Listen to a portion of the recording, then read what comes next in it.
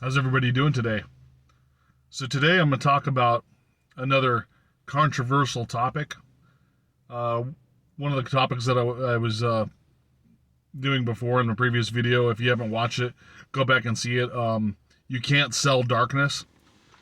Here's another controversial one. It's called the path to enlightenment. And the path to enlightenment in general is just an idea. It's a concept of a pinnacle of your spiritual practices and meditations and a culminations of many things to get you to the point of becoming enlightened. Now, the enlightenment is like you're trying to climb Mount Everest to get to the very top of the peak, right? And sorry, my glasses are fogging up there. It's kind of hot. And it may never be attainable. So enlightenment is kind of like an idea. It's the transcendence of when you have no pain and suffering whatsoever. To get to the point where you have no pain and suffering is a monumental task.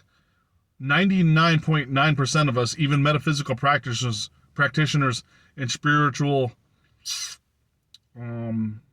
seekers or spiritual people, don't attain that.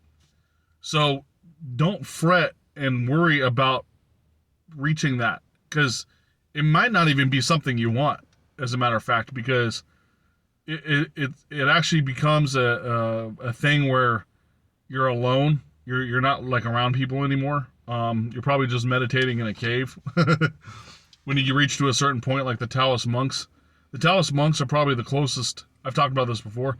The closest ones that are gaining enlightenment, because they dedicate their every single hour of every single day to meditation and to aim for that goal. But even in Taoism and the Taoist monks, they say, depending on what your goal was in your life, some people attain certain things and some people don't, because they chose a path.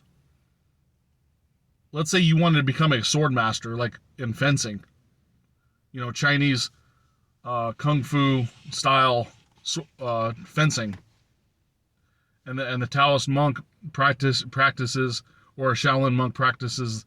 It's more the Taoist, because the Taoists actually dedicate more time to one specific thing. So you're going to master that one thing. Now, that mastering that one thing, because sword fighting is aggressive, it actually keeps you on a certain vibrational energy dynamic, because it's an aggressive, it's like intent to harm. Just holding the sword, there's an intent of harming. Believe it or not, when you reach a certain level of spirituality, you realize that carrying a weapon, or practicing martial arts, is keeping you in a certain vibration. Now, it'll still be high, but it's not like the enlightenment level of just massive transcendence, because just by the thought of you having to carry a weapon keeps you in a lower vibration. And that's really advanced stuff. It's almost unbelievable when you think about it in that way. But just know that your goal is probably not becoming enlightened. Your goal is to have a fulfilling life. That is what you're practicing when you're doing spirituality and metaphysics. Your goal should be living a happy, abundant life with love. That's probably an attainable goal, and what everybody should on some level should be aiming for. But selling the idea of enlightenment is not. It's like selling, you're selling a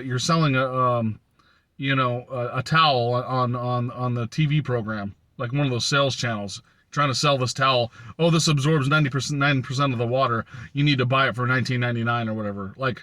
You're selling an idea that's not, or you're selling a product at that point. You should be aiming just for living a fulfilling life. That's more so the idea, because people think, when they talk about spirituality, people automatically think that's an unattainable. So, you're trying to get me enlightened. I'll never do that. So why should I even try?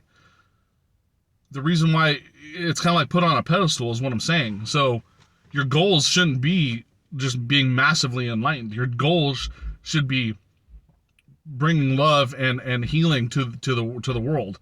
That's an attainable goal, right? And stuff, and there's other things too that are alongside that. But I think you get what I'm saying. You're not trying to, like, you're not selling Mount Everest. Like, hey, let's climb Mount Everest to the very top. You won't be able to breathe, and a lot of people die. So yeah, let's go up there and try it. No, that's not necessary at all. So enlightenment is a concept that, like I said, it's an idea, and it shouldn't be like put up on a pedestal the way it is. Now, enlightened, there's like different terminologies of it. It just means awareness. So if you're aware of certain things that are bringing, like, happiness and abundance in your life, you're doing the right things. Just know that, in the meditations and stuff. So that's all I basically wanted to talk about today. I just didn't want people to get blinded by the idea of that, and there's a lot of misconception and a lot of misinformation about it out there, and I just wanted to share my opinion of how I feel we should be on these spiritual journeys. I'm not saying don't set goals. Of course, set your goals to raise your vibration, but don't think that you just have to go that if you go on this path that you have to reach that very top of the Mount Everest. It's not necessary. So thank you very much for watching, guys, and have a great day.